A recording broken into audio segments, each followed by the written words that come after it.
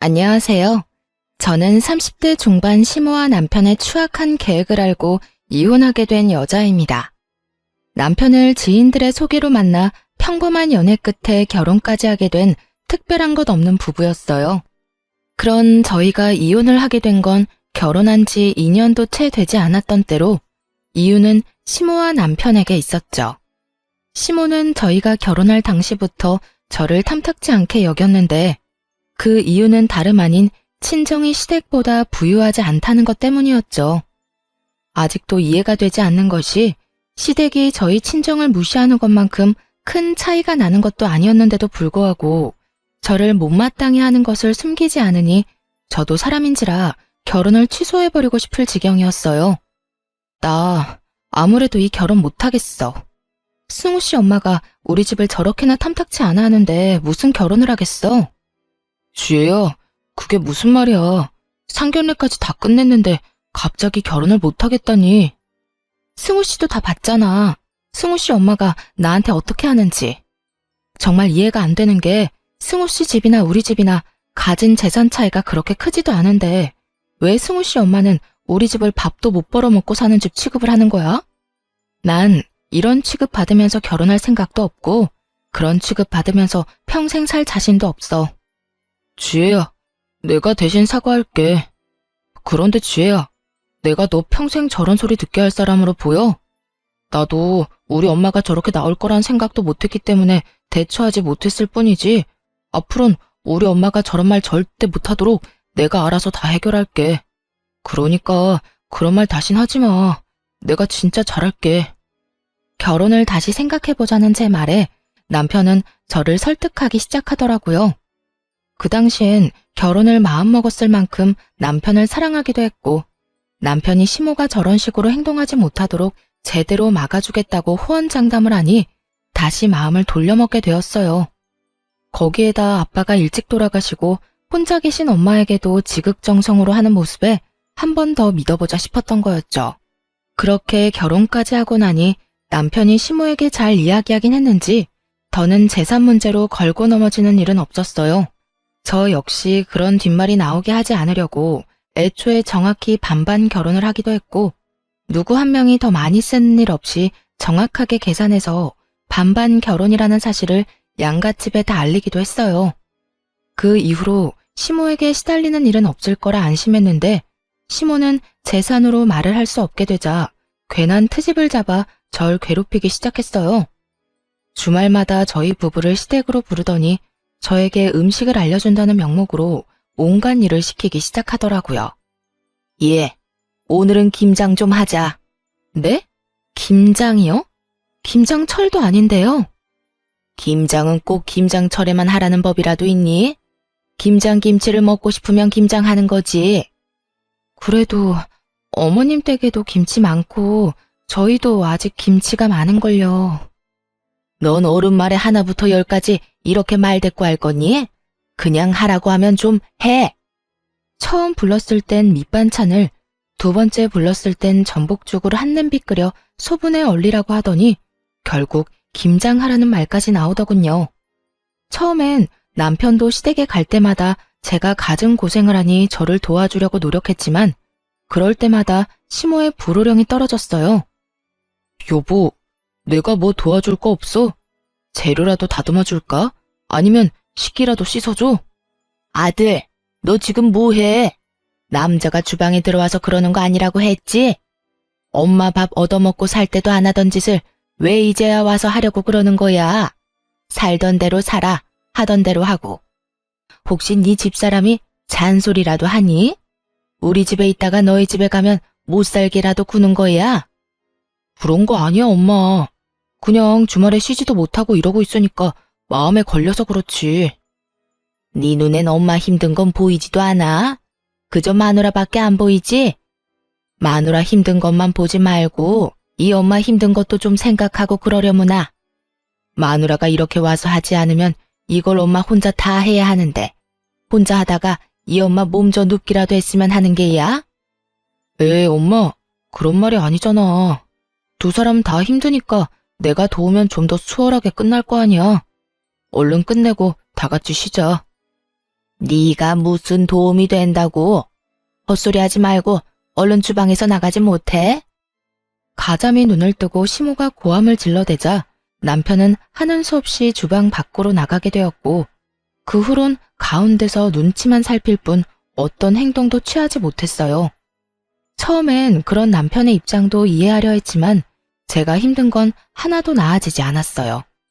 남편도 돕고는 싶은데 시모가 뒷목 잡고 넘어가는 신용을 하니 어떻게 할 수 없던 남편도 답답함을 느끼더라고요. 그런데 그런 것도 한두 번이지. 점점 잔소리는 심해지고 주마다 와서 그런 짓을 하고 있자니 이해는커녕 아무 행동도 하지 못하고 있는 남편이 얄미워지더군요. 결국 남편과 전 시댁에 다녀오기만 하면 싸우기 시작했고 어느 순간부턴 그 싸움이 당연해지더라고요. 여보, 정말 어떻게 좀 해봐. 이게 뭐야? 내가 어머님 종노릇이나 하려고 결혼했어? 당신 결혼할 때 뭐라고 그랬어? 이런 일 없도록 중간에서 잘한다고 했잖아. 말은 바로 해. 그때 엄마가 재산 문제로 당신한테 뭐라고 하는 것만 막아준다고 했었어. 그 뒤로 엄마가 그 이야기 꺼낸 적은 단 한 번도 없으니 한 약속은 지켰다고. 그걸 지금 말이라고 하는 거야? 딱 그 말만 못하게 했다고 약속을 지켰다고?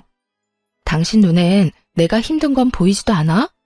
처음엔 어떻게 해서든 도와주려고 노력이라도 하더니 왜 요즘엔 강 건너 불구경인데? 왜 아무것도 하려고 하지도 않냐고. 그래서 나보고 어쩌라는 거야. 엄마가 내가 나서기만 하면 뒤로 넘어갈 태세로 화를 내는데. 당신은 당신 엄마가 그 정도 화낸다고 뒤로 넘어갈 사람으로 보여? 절대 그렇게 약한 분 아니니까 도와주거나 말하라고. 아, 몰라. 내 나름대로 최선을 다하고 있으니까 그렇게 못 참겠으면 당신이 못하겠다고 당당하게 말해. 그러면 되겠네. 이런 식으로 나온다 이 말이지? 그래, 알겠어. 그러면 내가 알아서 해결할 테니까 그때 가서 후회하지 마. 후회? 난 후회 같은 거 안 해. 그러니까 뭐든 당신 스스로 해결하라고. 그렇게 다시 주말이 왔고 남편은 시모에게 괴롭힘 당하는 저에게 아예 시선조차 주지 않더라고요. 저희 사이의 미묘한 기류를 눈치챈 시모는 더욱 신나서 저에게 살림 교육을 시킨다는 명목하에 저를 더 쥐잡듯이 잡아대고 있었고요. 도저히 이렇게는 못 산다는 생각이 들었고 시모를 똑바로 바라보며 이렇게 말했어요. 어머님, 저 매주 이렇게 와서 배우는 거 힘들어서 못하겠어요. 더도 덜도 말고 딱 저렇게 말했더니 시모가 당황스럽다는 듯 저를 보더라고요. 그랬겠죠. 이렇게까지 대놓고 힘들다 못하겠다는 말이 제 입에서 나올 거라 생각하지 못했을 테니까요. 이전까지야 남편이 그래도 눈치라도 살피고 다툼이 있긴 했어도 그 끝엔 언제나 미안하다고 했었거든요. 그래서 애써 좋은 게 좋은 거라고 저도 참고 넘겼던 것이었는데 남편이 하고 싶은 대로 하라고 하니 더는 참을 필요가 없겠더라고요. 거기에다 남편이 하는 꼴이 얄밉기도 했고요. 너 지금 뭐라고 그랬니? 네 말은 그러니까 앞으로는 내가 불러도 오지 않겠다. 이거니? 네, 들으신 대로 앞으로는 특별한 날이 아니라면 오지 않으려고 해요. 저도 주말에는 좀 쉬어야 하고요. 체력이 남아돈다고 한들 주마다 여기 와서 체력 소모, 정신 소모하고 싶지 않아요. 사실 이때까지 스트레스가 이만저만이 아니었거든요. 스트레스가 쌓이다 보니 회사 일에도 지장이 있기도 했고요. 뭐야? 너 정말 버르장머리가 하늘을 찌르는구나. 어디 며느리가 시어미한테 온다 못 온다 말을 짓거려대는 거야. 시모의 입에선 결국 욕설들이 흘러나왔고 이상하게도 그런 시모가 보는데 겁이 나기는커녕 차라리 잘 됐다는 생각이 들더라고요. 이렇게 틀어진 이상 오늘부터 더는 이 빌어먹을 시집자리도 그보다 더 꼴보기 싫은 시모도 더 이상 보지 않아도 된다는 생각이 들었기 때문이었겠죠. 저는 이왕 저지른 김에 확실히 하자 싶은 생각에 하고 있던 모든 일을 내팽겨치며 말했습니다. 버르장머리가 없다고 생각해도 어쩔 수 없네요. 이왕 말이 나왔고 이미 먹을 욕은 다 먹은 것 같으니 당장 오늘부터 하지 않을게요. 시모는 제 말에 어이가 없다는 듯 저를 그저 보고만 있더군요. 그런 시모를 뒤로한 채 집에 갈 채비를 하고 있었어요. 너무나도 평온한 표정으로 가방을 집어들자 남편은 그제야 상황의 심각성을 깨닫고 어떻게 해서든 말리려고 달려들었죠. 여보, 왜 이래 갑자기? 당신 지금 너무 흥분했어. 일단 흥분을 좀 가라앉히고 생각을 좀 해보라고. 이대로 가면 앞으로 어쩌려고 그래? 당신 이대로 가면 앞으로 우리 엄마 어떻게 보려고. 그러지 말고 지금이라도 우리 엄마한테 사과해. 당신이 사과하는 신용이라도 하면 내가 옆에서 도울 테니까 지금 빨리 사과하라고. 내 말 못 들었어? 더는 힘들어서 이렇게는 못 살아.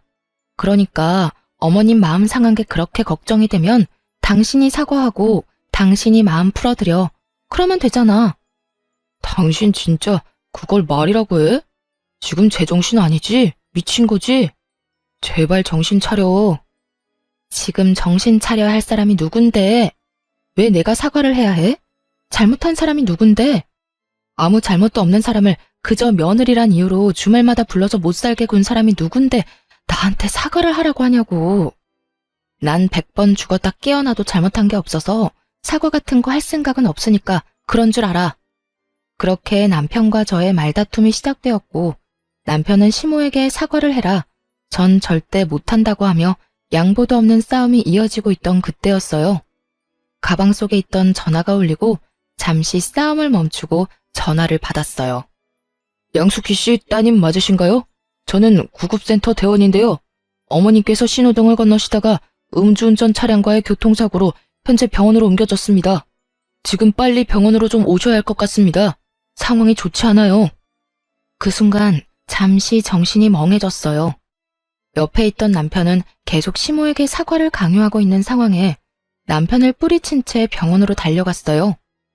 병원에 도착해 엄마를 부르는 순간 엄마는 눈을 감아버렸고 그게 마지막이 되어버렸습니다.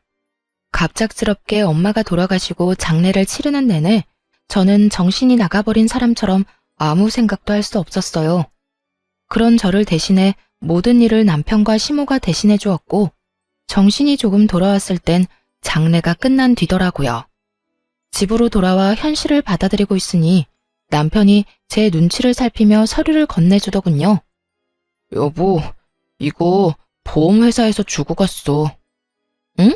보험회사? 이게 뭐지? 나도 잘 몰라. 그냥 당신한테 전해주라고 하더라. 당신이 장례식장에서 워낙 정신이 없어 보이니까 나한테 준 것 같아. 여기 명함도 같이 받아뒀으니 서류 살펴보고 연락 한번 해봐. 남편은 서류를 건네주곤 화장실로 가버렸고 혼자 서류들을 살펴보았어요. 그 서류들은 엄마의 사망보험금 서류였는데 엄마가 저도 모르게 사망보험을 들어놓았던 것이었죠. 언제 닥칠지 모를 죽음의 순간을 준비하며 남아있을 딸 생각을 먼저 한 엄마를 떠올리니 눈물이 왈칵 쏟아져 나오더라고요. 엄마가 저를 위해 준비한 서류들을 보며 하늘에 계신 엄마가 걱정하지 않게 정신을 다잡고 지금보다 더 잘 살아야겠다고 다짐했어요. 그 후 더 밝게 그리고 더 열심히 살려고 노력했고 이땐 시모도 더는 저를 시댁으로 부른다거나 괜한 트집을 잡는다거나 하는 일은 없었어요. 친정 부모님을 모두 잃은 제가 안타까워 이제 좀 잘해주려나 보다 생각했죠. 남편 역시 저에게 온갖 정성을 다하고 있었고요. 하지만 정신을 차리고 괜찮은 척해도 세상에 혼자 내던져진 우울감이 줄어들지 않더군요. 회사 일을 계속하는 것은 아무래도 무리였고 잠시 회사를 쉬며 정리하는 시간을 갖기로 했어요. 회사를 그만둔 후 엄마가 가지고 있던 여러 재산과 보험들을 정리하러 갔어요. 그 금액은 제가 생각한 것보다 꽤 컸어요. 남편에게 알리지 않고 조용히 혼자 처리하기 시작했죠. 어느 정도 말끔하게 마무리가 되어갈 때쯤 남편이 이런 말을 꺼내더라고요. 너 회사 그만둘까 봐. 너무나 갑작스러웠고 한편으론 의아했어요. 그 전까진 회사에 대해선 단 한마디도 언급이 없었는데 이렇게 갑자기 회사를 그만둔다고 하니 의아할 수밖에 없는 상황이었죠. 뭐? 회사는 갑자기 왜? 무슨 일 있어?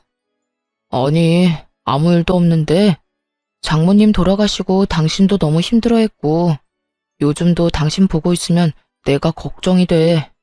그래서 나도 회사 그만두고 이참에 당신이랑 같이 쉬면서 여기저기 다니는 것도 좋을 것 같은데 당신 생각은 어때?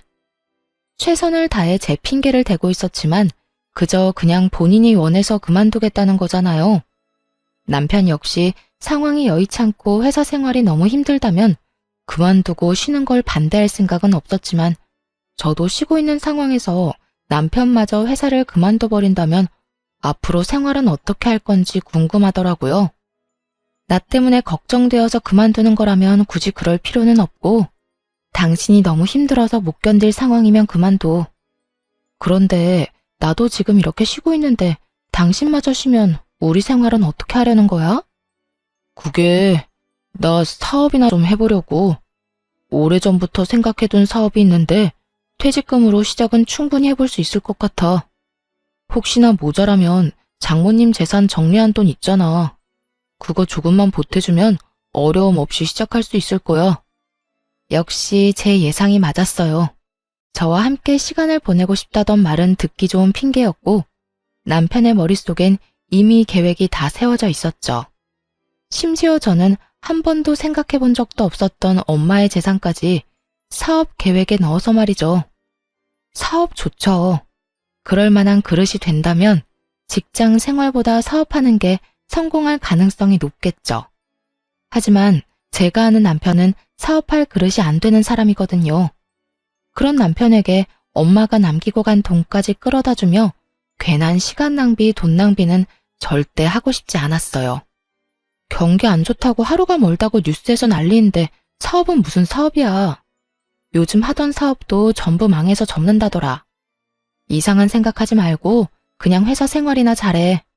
그렇지 않아도 머릿속도 복잡하고 마음도 좋지 않은데 당신까지 신경 쓰이게 하지 말아줘. 응? 단호하게 안 된다고 이야기했더니 오히려 남편은 태세를 바꿔 그저 가벼운 농담이었다는 식으로 말을 바꾸더라고요. 나도 막 진지하게 한 이야기는 아니었어.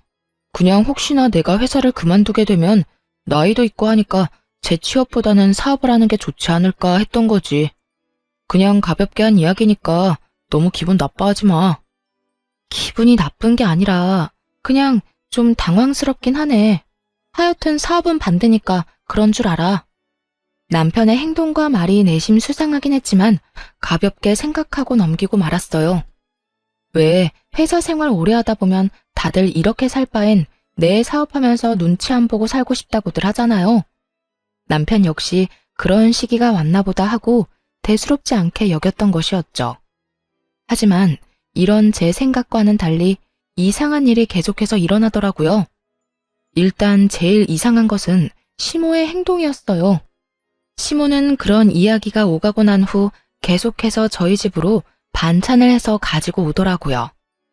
큰일 치른 며느리에게 반찬 좀 해다 주는 게 뭐가 그리도 이상한 일로 여기느냐고 하시는 분도 있겠지만 반찬도 반찬이지만 정말 이상한 건 시모의 표정이었어요.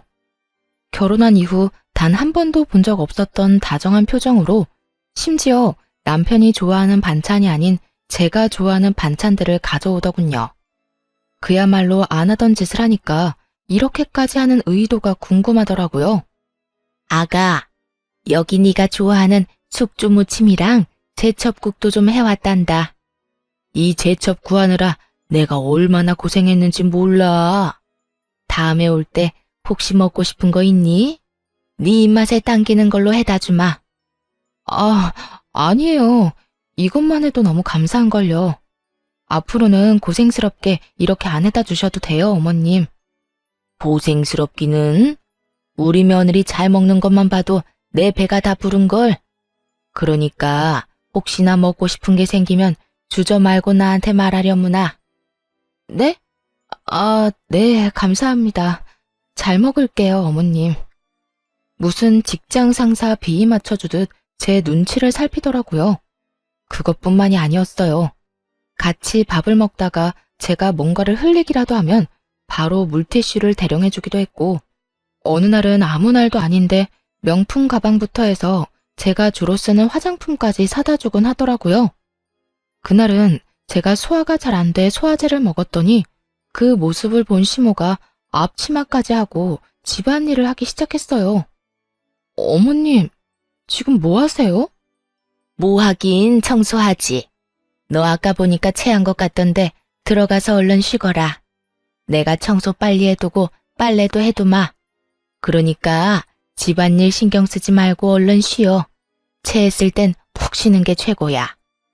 아니에요, 어머님. 제가 좀 이따가 할 테니 그냥 두세요. 어머님이 이러시는데 제가 어떻게 마음 편히 쉴 수가 있겠어요. 아가, 그냥 나를 돌아가신 친정엄마 대신이다 라고 생각하려무나. 엄마가 돼서 딸이 몸이 아프다는데 집안일 정도는 해줄 수 있지 않겠어? 아무리 그래도 체한 것만 좀 내려가고 나면 제가 할 테니 그냥 두세요. 괜찮대도 얼른 들어가서 쉬어. 네가 계속 이러면 이 엄마 마음도 불편해.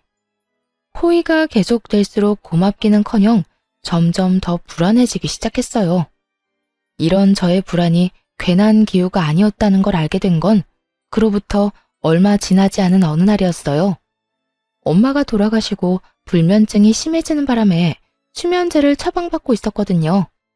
그날도 수면제를 처방받을 겸 상담을 하러 간 날이었죠. 아무래도 잠을 제대로 자지 못하니 직접 운전해서 가기는 무리더라고요. 일부러 차를 두고 택시를 타고 다녀왔는데 집에 들어가기 전 단지 한 벤치에 잠시 앉아 쉬고 있을 때였어요.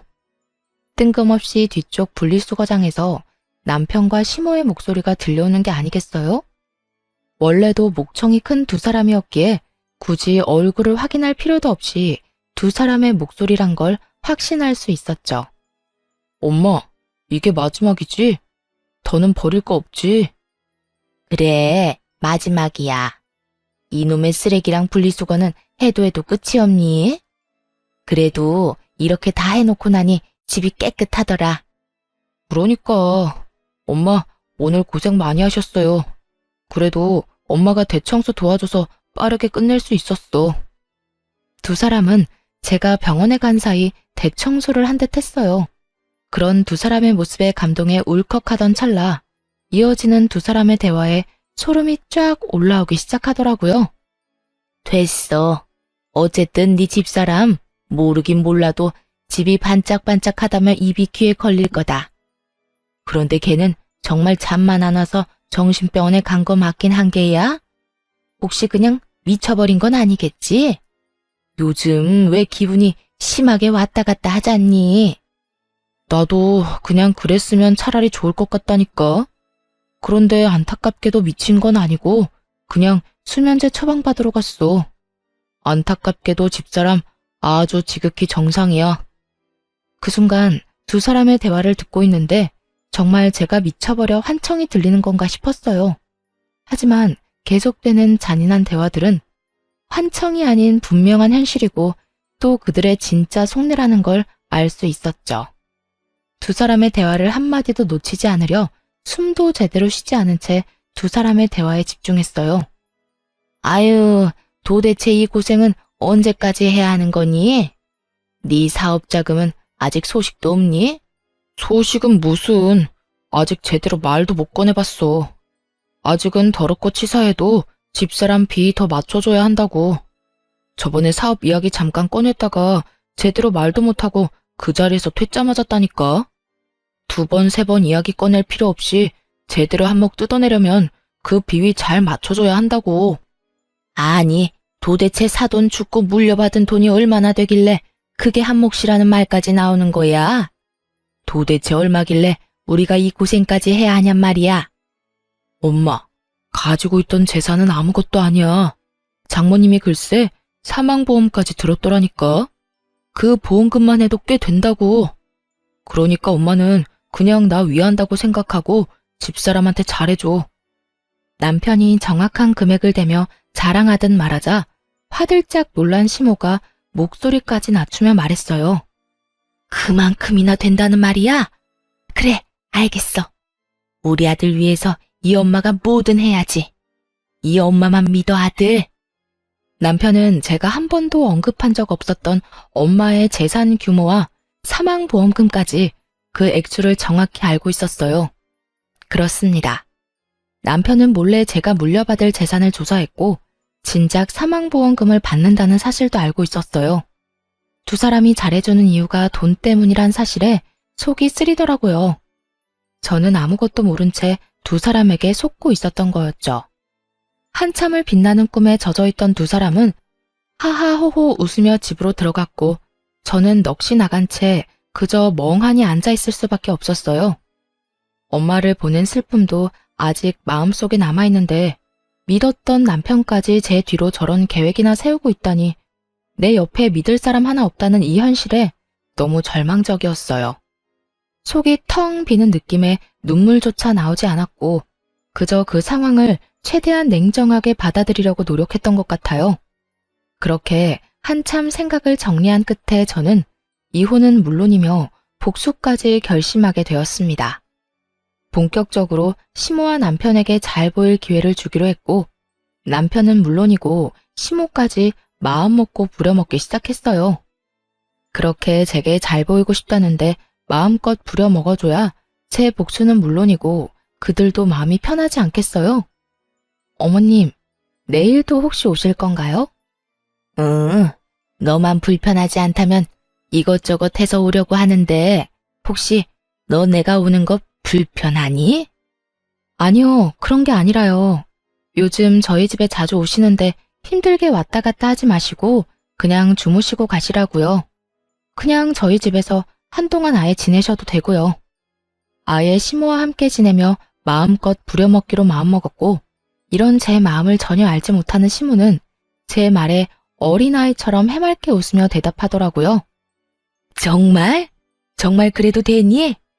그렇지 않아도 여기랑 우리 집이랑 거리도 꽤 되는데 날마다 왔다 갔다 하기 힘들었는데 네가 그렇게 말해주면 나야 너무 좋지. 그러면 오늘부터 저희랑 그냥 지내시면서 집안일도 좀 도와주시고 저랑 말동무도 좀 해주세요. 그래, 집안일은 걱정도 하지 말려무나. 내가 날마다 마시는 것도 해주고 청소도 깨끗하게 해줄 테니. 시모는 앞으로 어떤 일이 펼쳐질지 상상도 못한 채 저에게 모든 걸 다 해주겠다며 호언장담을 하더군요. 그런 시모의 말을 지키게 해주기 위해 저는 어떻게 했냐면요. 아주 밤낮 없이 식사를 요구했고 청소를 하게 만들었고 또 새벽엔 손이 많이 가는 음식이 먹고 싶다며 시모를 깨웠어요. 어머님, 저 지금 잔치국수가 너무 먹고 싶어요. 응? 지금 이 새벽에 말이냐? 네, 자다 깼는데 잔치국수가 너무 먹고 싶어서 잠이 안 오는 거 있죠? 아무래도 지금 해주시는 건 무리겠죠. 너무 먹고 싶긴 한데 어머님이 정 힘들다고 하면 어쩔 수 없고요. 아, 아니다. 지금 해주마. 자고로 음식은 먹고 싶을 때 먹어야 제일 맛있는 법이지.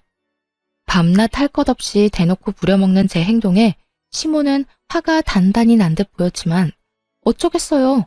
아들의 사업 자금이 달린 문제인데 절대 포기하지 않더라고요.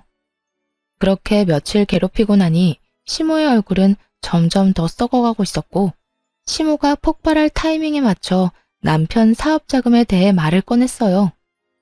여보, 요즘 회사 생활 어때? 힘든 건 없어? 회사? 회사야 늘 힘들지. 당신도 잘 알 거 아냐. 잘해도 욕먹고 못하면 더 욕먹는 게 회사 일이라는 거. 그런데 갑자기 그건 왜 묻는 거야? 그게 저번에 왜 당신이 사업 이야기 꺼냈었잖아. 그때 내가 단칼에 안 된다고 한 게 마음에 자꾸 걸리더라고. 당신도 당신대로 힘들고 한참 생각해보고 그런 말을 꺼냈을 텐데 내 입장만 생각하고 거절부터 한 것 같아서 미안하기도 했고 말이야. 그래서 하는 말인데 아직도 사업 생각이 있는 거야? 최대한 미안하다는 표정을 지어 보이며 남편에게 사업 이야기를 꺼내자 기다렸다는 듯이 숨도 쉬지 않고 말하더군요. 그럼 당연히 사업 생각 있지. 그때 당신한테 말을 못했는데 사실 구체적으로도 계획을 다 세워놨어.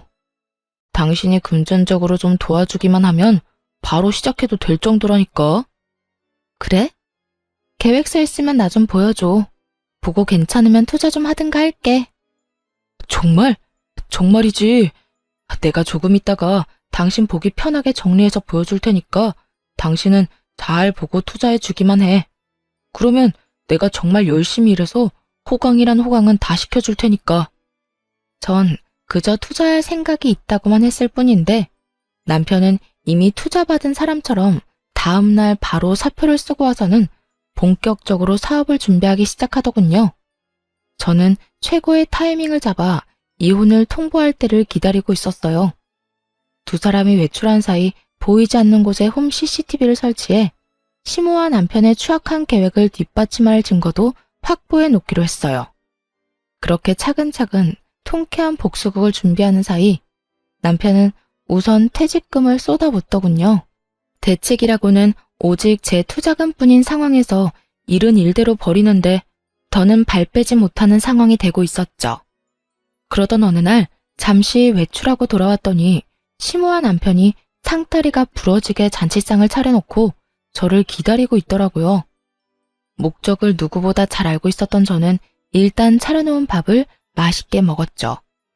식사가 끝나고 나니 남편이 돈 이야기를 꺼내기 시작했어요. 저기 여보, 그때 말했던 투자금 언제 해줄 거야? 아, 투자금. 일단 이거 뒷정리부터 하고 이야기 나누면 안 될까? 이렇게 엉망진창을 만들어 놓고 무슨 돈 이야기를 해. 빈 접시들로 엉망이 된 식탁을 손가락질하며 말을 돌렸고 남편은 제 말에 밝게 웃으며 본인이 다 정리하겠다고 나섰어요. 손해볼 것이 없었던 저는 편하게 TV나 보고 있었네요. 설거지가 끝나자마자 다시 제 맞은편에 앉아 돈 이야기를 꺼내기 시작했어요. 그리고 남편의 옆자리엔 기대에 가득 찬 표정의 시모가 자리하고 있었고요. 여보, 뒷정리에 설거지까지 다 했는데 이제 이야기 좀 나눠도 될까? 그 전에 내가 할 이야기 있어. 어? 할 이야기? 뭐든지 다 해봐. 무슨 말이든 당신 말이라면 다 들을 준비 됐어. 그래? 그러면 우리 이혼하자. 그대로 이혼을 통보했고 남편보다 더 놀란 시모가 빽 고함을 질러대기 시작했어요. 뭐? 이혼? 너 지금 이혼이라고 했니? 너 진짜 정신적으로 어디 아픈 거 아니니? 그러지 않고서야 지금 이 타이밍에 어떻게 이혼하자는 말을 해? 너희가 사이가 나쁜 것도 아니고 요즘 부부싸움 한 번 한 적도 없으면서 이혼은 무슨 이혼이야? 이 상황이 믿기지 않는다는 듯 큰 소리를 치는 두 사람에게 제가 알고 있는 사실을 전부 알려주었죠. 안타깝게도 저 아주 멀쩡해요. 아니, 두 사람 덕에 아주 멀쩡해졌지 뭐예요? 당신, 나 몰래 내 재산 조사했더라. 그 돈에서 크게 한몫 챙겨서 잘 먹고 잘 살 계획 세웠던데? 그래서 어머님도 제게 잘해줬던 거 다 알고 있었어요. 두 사람이 그런 말도 안 되는 계획을 세우는데 제가 더 정신을 바짝 차려야 하지 않겠어요? 당신 그걸 어떻게 한 거야? 그걸 어떻게 알았겠어. 두 사람이 동네 사람들 다 들으라고 떠들고 다니는데 내가 모를 리가 있겠어? 그리고 당신은 지금 어떻게 알았는지 신경 쓸 게 아니라 앞으로 어떤 일이 일어날지를 더 신경 써야 할 텐데. 무어라 변명할 말도 떠오르지 않는지 아무 말도 못하고 있는 두 사람에게 앞으로의 계획을 친절히 설명해 주었어요. 더는 당신 같은 인간이랑 같이 살 생각 없어. 만약 당신이 싫다고 하면 소송을 해서라도 이혼할 거고, 물론 위자료 청구도 다 할 생각이야. 당연히 이혼할 남편한테 사업자금 대줄 일도 없을 거고 말이야. 그러니까 허황된 꿈은 접어두고 이혼이나 준비해. 남편은 사업자금이 아른거렸는지 눈물까지 흘리며 싹싹 빌기 시작하더군요.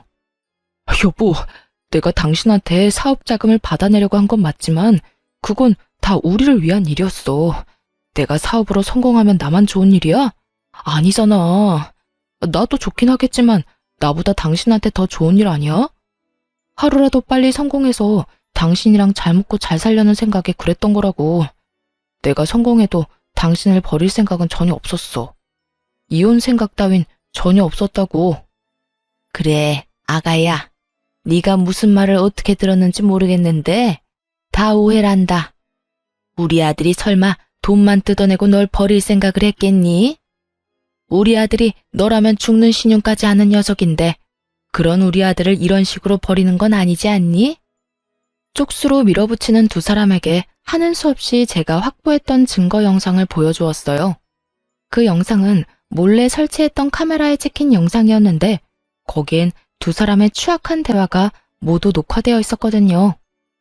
엄마, 이제 곧 사업 자금 받을 수 있을 것 같아. 며칠 전에 나랑 사업 이야기를 먼저 꺼내더라니까. 그게 정말이니? 이제 며느리 종노릇은 그만해도 되는 거야? 그래, 그러니까 엄마 조금만 더 고생해. 이제 고지가 눈앞이니까. 아휴, 이번에 사업 자금만 다 뜯어내고 나면 나 이혼해버리려고. 장모님 돌아가신 지가 언젠데 아직도 우중충해서는. 보는 내가 우울증 걸릴 것 같다니까. 그게 한몫 뜯어내고 사업만 자리 잡으면 확 이혼해버리고 나이도 어리고 밝은 여자랑 새 출발할 거야. 그래, 그건 나도 찬성이다. 내가 말을 안 해서 그렇지 저 물건 요즘 얼마나 기고만장한 줄 아니? 시어머니 알기를 얼마나 우습게 하는지. 새벽에 날 깨워서 이거 해달라 저거 해달라. 내가 정말 머리끝까지 화가 난 날이 하루 이틀이 아니었다. 하루빨리 성공해서 고분고분한 며느리 보게 해줘. 그런데 아들, 이번에 사업 자금 받으면 이 엄마 집도 옮겨줄 거지? 지금 집도 좋긴 한데 엄마 더 큰 집에서 살고 싶어. 당연하지. 내가 집만 옮겨주겠어? 사업 성공만 하면 엄마가 해달라는 거 다 해줄게. 정말이야? 역시 우리 아들. 이 엄마는 우리 아들 때문에 살아. 어찌되었든 그 물건 눈에 거슬리는 짓은 하지도 말자꾸나. 당연하지. 우리 조금만 더 참자. 거실은 두 사람의 대화 소리로 가득 찼고 시모는 모든 게 다 끝났다고 직감했는지 그 자리에 주저앉아 멍하니 바닥을 보더라고요. 축 처진 시모와는 달리 남편은 정신이 나가버린 것인지 오히려 큰 소리를 치고 있었고요. 아, 됐어. 당신 돈 받아서 사업 좀 크게 해보려고 했는데 이렇게 된 거 별 수 없지. 당신 도움 없이도 내 사업은 충분히 잘 되고 있고 당신이 돈 안 준다고 해도 대출을 내서라도 성공만 하면 되는 거니까. 내가 무슨 수를 쓰든 성공할 거니까 그때 가서 후회나 하지 마. 후회? 후회 같은 소리 한다.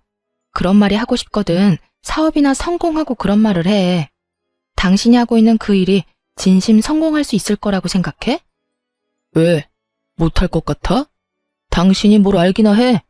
사업의 사자도 모르는 당신이 그런 말하면 내가 뭐 겁이라도 낼까 봐? 왜? 돈 좀 있다고 사람 막 무시해도 된다고 생각하는가 봐. 무시할 만하니까 무시하는 거야.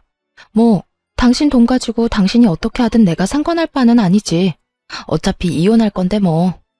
어찌되었든 그 사업 잘 돼서 나처럼 우울한 여자 말고 젊고 밝은 여자랑 백년해로 하길 바랄게. 당신이 그렇게 말하지 않아도 그럴 거거든? 말이 나왔으니까 하는 말인데 당신 정말 우울해서 나도 이혼하고 싶었다고. 돈 받아낼 때까지 참고 살려고 했더니 이렇게 먼저 이혼해달라고 해서 고맙네. 그렇게 고마우면 위자료나 잘 준비해놔. 그때 가서 구질구질하게 못 준다고 매달리지 말고.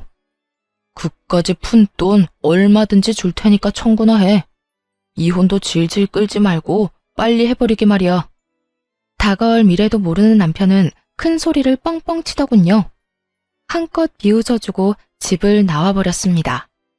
이혼은 생각보다 더 순조롭게 진행되었고 두 사람에게 다 위자료를 받고 이혼을 할 수 있었죠. 그 후 전 남편의 사업은 말처럼 잘 되었냐고요? 전혀 잘 되지 않았어요. 전 남편의 말처럼 사업의 사자도 모르는 제가 봐도 전 남편이 구상하고 있던 사업은 허황된 꿈에 가까운 사업이었어요. 성공은커녕 돈만 버리는 허튼 짓에 가까웠죠. 그렇게 퇴직금뿐만 아니라 대출까지 내서 진행했던 사업을 최단 기간 시원하게 말아먹은 전 남편은 거기에서 포기하지 않고 또 사업을 한다고 시모 집까지 팔았다고 하더라고요. 그야말로 지독한 사업병에 걸려버린 거였죠. 하지만 사업에 관한 그 어떤 지식도 노하우도 없던 전 남편이 돈만 끌어다 붓는다고 한들 그 사업이 성공할 리는 없었죠. 끝끝내 여기저기 돈을 빌리고 다닌다는 소문을 들을 수 있었어요. 그리고 저에게 연락이 왔더라고요. 돈을 빌려달라고 말이죠. 정말 염치 없는 말인 거 잘 알고 있는데 혹시 나 돈 좀 빌려주면 안 될까? 내가 정말 사정이 너무 급해서 그래. 설마 했는데 돈을 구걸하는 연락을 하다니 정말 갈 때까지 갔구나 하는 생각이 들었어요. 전화 걸 때 누구한테 거는 전화인지는 똑바로 확인은 한 거지? 나 네 전 부인이야. 그냥 그저 아는 지인이 아니라고. 알고 있어. 내가 오죽 급했으면 당신한테 이런 연락을 했겠어? 나도 내가 얼마나 지금 한심하게 보일지는 잘 아는데 정말 너무 급해서 그래. 그러니까 나 돈 좀 빌려주라. 당신 나하고 우리 엄마한테 받은 위자료도 있고 장모님한테 물려받은 재산에다가 사망보험금도 있잖아. 너 진짜 제정신 아니구나? 내가 다른 돈도 아니고 우리 엄마 목숨값으로 널 도울 것 같아? 그리고 다른 돈도 똑같아. 너랑 네 엄마한테 받은 위자료는 말 그대로 네가 나한테 준 상처에 대한 대가인데 그 돈을 널 왜 주겠어? 너한테 10원짜리 한 푼 못 주니까 이딴 구걸 하지도 마. 여보, 그러지 말고 조금만, 아주 조금만 빌려주면 돼. 일단 급한 불은 꺼야 할 거 아니야. 이미 이리저리 빌려서 사업은 시작했는데 돈이 조금 모자라서 이때껏 투자했던 돈까지 다 날릴 상황이어서 그래. 그러니까 당신이 조금만, 아주 조금만 좀 빌려주라. 구걸이라고 하든 거지라고 하든 쌍욕을 해도 좋으니 돈만 좀 빌려줘. 야, 제발 정신 좀 차려라. 그릇도 안 되는 게 사업한다고 부모 집까지 다 날려먹었으면 지나가던 똥개도 정신 차리고 사업은 꿈도 안 꾸겠어. 한때 너랑 사랑이란 걸 했던 사람이라서 해주는 이야기인데 그렇게 살다가 새고랑 차는 건 시간 문제야. 그러니까 제발 정신 좀 차리고 다신 연락하지 마. 그대로 전화를 끊어버렸고 그 뒤로도 계속해서 연락이 오길래 아예 번호를 차단해버렸어요. 그 후 들리는 소문으로 전 시모는 여전히 사업병에 걸린 아들이 진 빚을 갚아내느라 식당 일을 하며 고된 노후를 보내고 있다더군요. 그러면 뭐해요? 밑 빠진 독에 물 붓게 아니겠어요? 그 소식을 마지막으로 인연을 끊어낼 수 있었습니다. 그 후 저는 회사 복직을 미루고 재충전의 시간을 보내고 있어요. 요즘은 이리저리 발길 닿는 대로 여행을 다니기도 하고 그렇게 다니다 마음에 드는 곳이 있으면 오래 머무르기도 하며 심적인 안정을 되찾고 있어요. 친정엄마의 갑작스러운 사고와 연달아 일어난 이혼 때문에 힘든 시간을 보낸 건 사실이지만 요즘은 수면제 없이도 잘 잘 만큼 많이 안정된 시간을 보내고 있습니다.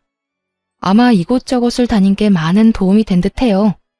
회사에서도 이런 제 상태를 이해해 주신 덕분에 올해까지는 마음 놓고 푹 쉬고 내년에 복직할 예정이에요.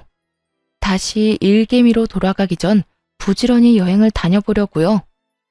이혼할 당시 힘들었던 이유는 주변에 어떻게 해서든 돈 한 푼이라도 뺏으려는 사람만 있다는 사실이 저를 너무나도 힘들게 만들었어요. 어떨 땐 제가 살아온 삶을 부정하는 기분이 들기도 했고요. 하지만 이혼하고 여행도 하고 또 새로운 사람들을 만나고 그렇게 하나둘 인연을 쌓다 보니 저를 많이 사랑해주고 아껴주는 사람이 있다는 걸 알게 되었네요. 더 이상 인간관계에 힘들어하지도 말고 어제보다 오늘을 더 열심히 살아야겠다는 생각이 들더라고요. 그래서 결론은 지금 참 행복하다는 거예요. 사람들을 많이 만나기도 하고 그런 좋은 사람들과 많이 웃기도 하며 함께 즐거운 시간을 보내고 있어요. 앞으로도 지금처럼 많이 웃고 제 삶에 만족하는 시간을 보내며 행복하게 잘 살아가 보려고 합니다. 이로써 저의 긴 이야기도 끝이 났네요. 다들 어떠셨을까요? 긴 이야기가 지루하진 않으셨을지 걱정스럽기도 하네요. 지금까지 함께 해주셔서 정말 감사하며 늘 행복하시길 바라겠습니다.